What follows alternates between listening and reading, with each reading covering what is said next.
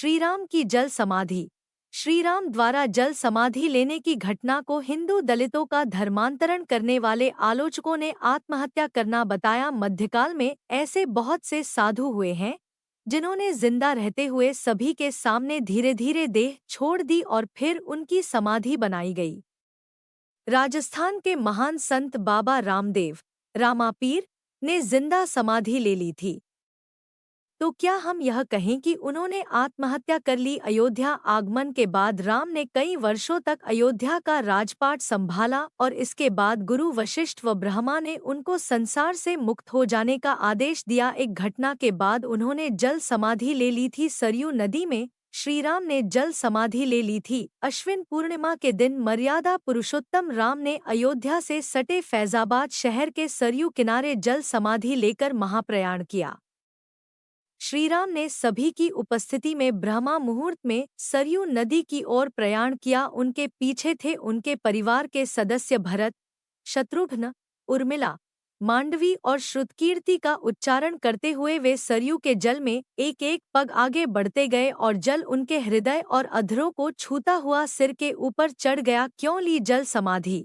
यमराज यह जानते थे कि भगवान की इच्छा के बिना भगवान न तो स्वयं शरीर का त्याग करेंगे और न शेषनाग के अंशावतार लक्ष्मण जी। ऐसे में यमराज ने एक चाल चली। एक दिन यमराज किसी विषय पर बात करने भगवान राम के पास आ पहुंचे। भगवान राम ने जब यमराज से आने का कारण पूछा तो यमराज ने कहा कि आपसे कुछ जरूरी बातें करनी है। भगवान राम यमराज को अपने कक्ष में ले गए।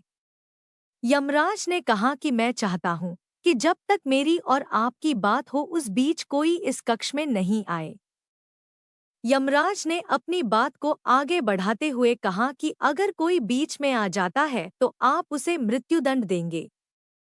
भगवान राम ने यमराज की बात मान ली और यह सोचकर कि लक्ष्मण उनके सबसे आज्ञाकारी हैं, इसलिए उन्होंने लक्ष्मण जी को पहरे पर बैठा दिया। यमराज और राम जी की बात जब चल रही थी उसी समय दुर्वासा ऋषि अयोध्या पहुंच गए और राम जी से तुरंत मिलने की इच्छा जताई। लक्ष्मण जी ने कहा कि भगवान राम अभी यमराज के साथ विशेष चर्चा कर रहे हैं। भगवान की आज्ञा है कि जब तक उनकी बात समाप्त नहीं हो जाए कोई उनके कक्ष में नहीं आए, इसलिए आपसे अनुरोध है कि आप कुछ समय प्रतीक्षा करें। ऋषि दुर्वासा लक्ष्मण जी की बातों से क्रोधित हो गए और कहा कि अभी जाकर राम से कहो कि मैं उनसे मिलना चाहता हूँ, अन्यथा मैं पूरी अयोध्या को नष्ट होने का शाप दे दूंगा। लक्ष्मण जी ने सोचा कि उनके प्राणों से अधिक महत्व उनके राज्य और उसकी जनता का है, इसलिए अपने प्राणों का मोह छोड़कर लक्ष्मण जी भगवान राम के कक्ष में चले गए। भगवान राम लक्ष्मण को सामने देखकर हैरान और परेशान हो गए।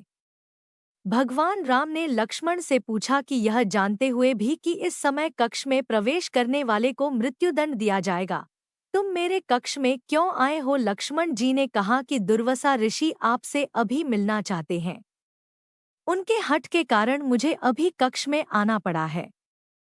राम जी यमराज से अपनी बात पूरी करके जल्दी से ऋषि दुर्वासा से मिलने पहुंचे। यमराज अपनी चाल में सफल हो चुके थे।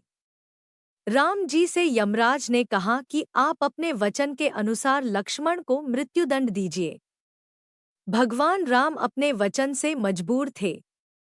राम जी सोच में थे कि अपने प्राणों से प्रिय भाई को कैसे मृत्युदंड दिया जाए। राम जी ने अपने गुरु वशिष्ठ जी से इस विषय में बात की तो गुरु ने बताया कि अपनों का त्याग मृत्युदंड के समान ही होता है, इसलिए आप लक्ष्मण को अपने से दूर कर दीजिए, यह उनके लिए मृत्युदंड के बराबर ही सजा होगी। जब राम जी ने लक्ष्मण को अपने से दूर जाने के लिए कहा तो लक्ष्मण जी ने कहा कि आपसे दूर जाकर तो मैं यूं भी मर जाऊंगा, इसलिए अब मेरे लिए उचित है कि मैं आपके वचन की लाज रखूं। लक्ष्मण जी भगवान राम को प्रणाम करके राजमहल से चल पड़े और सरयू नदी में जाकर जल समाधि ले ली। इस तरह राम और लक्ष्मण दोनों ने अपने अपने वचनों और कर्तव्य का पालन किया। इसलिए कहते, रघुकुल रीति सदा चली आई, प्राण जाए पर वचन न जाई। धार्मिक कहानी के लिए मेरे चैनल को सब्सक्राइब करें और बेल आइकन के बटन को दबाएं। आपके स्पॉट से ऐसी धार्मिक कहानियां लाता रहूंगा। धन्यवाद।